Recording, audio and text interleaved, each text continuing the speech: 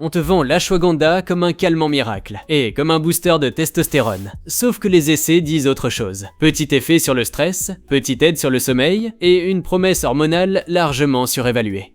En 2022, une méta-analyse a regroupé 12 essais, 1002 participants. Les scores de stress et d'anxiété baissent un peu contre le placebo. L'hétérogénéité reste énorme. La certitude est jugée faible. Une synthèse 2024 n'a pris que 5 essais.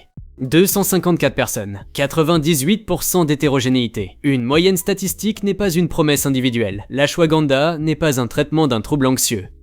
L'ashwagandha, c'est une plante. Racines, parfois feuilles, les wissanolides sont une famille de composés, pas un levier unique. Comparer 5% et 35%, c'est trompeur. KSM 66, Sensoril, Schoden. Ce sont des extraits commerciaux, pas un classement scientifique. Reproduit l'extrait de l'étude, pas le pourcentage le plus élevé. Sur le sommeil, 5 essais, 400 adultes, effet petit à modéré. Le signal paraît plus net chez les insomniaques après au moins 8 semaines avec 600 mg par jour dans ces produits-là. Ça ne fait pas une dose minimale universelle. Pour une insomnie chronique, la thérapie du sommeil et la régularité restent plus solides. L'ashwagandha, au mieux, c'est un adjuvant temporaire. En 2015, 57 hommes jeunes, peu entraînés, 600 mg pendant 8 semaines. Plus de force dans ce petit essai supervisé. La hausse de testostérone était secondaire. Ça ne corrige pas un déficit. Ça ne marche pas chez tout le monde. Si tu veux de la force, charge, protéines, sommeil, créatine. Base plus robuste. Ce n'est pas un agent anabolique.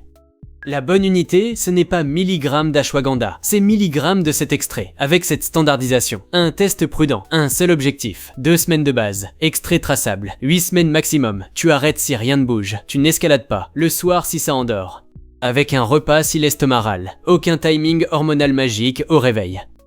Somnolence, estomac, diarrhée, courant. Le foie, plus rare mais plausible. En 2020, 5 lésions hépatiques après des compléments d'ashwagandha. Souvent entre 2 et 12 semaines. Jaunisse, démangeaison. La thyroïde aussi. Un essai pilote a modifié les hormones thyroïdiennes, donc pas d'autotraitement. Grossesse, allaitement, maladie auto-immune, sédatif, thyroïde, on évite, sinon on consulte un professionnel. L'effet robot? Des récits, pas une preuve. Le cyclage 5 jours sur 2 ne repose sur aucun essai. Si l'humeur tombe, tu arrêtes.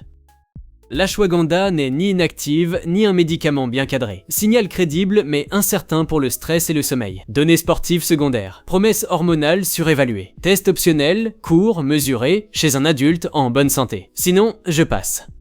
Pour d'autres décisions santé sans surpromesse, abonne-toi et récupère le guide gratuit sur le -biohacker.fr, rubrique cadeau, pour construire ton prochain protocole avec de meilleures questions, pas avec un extrait au hasard.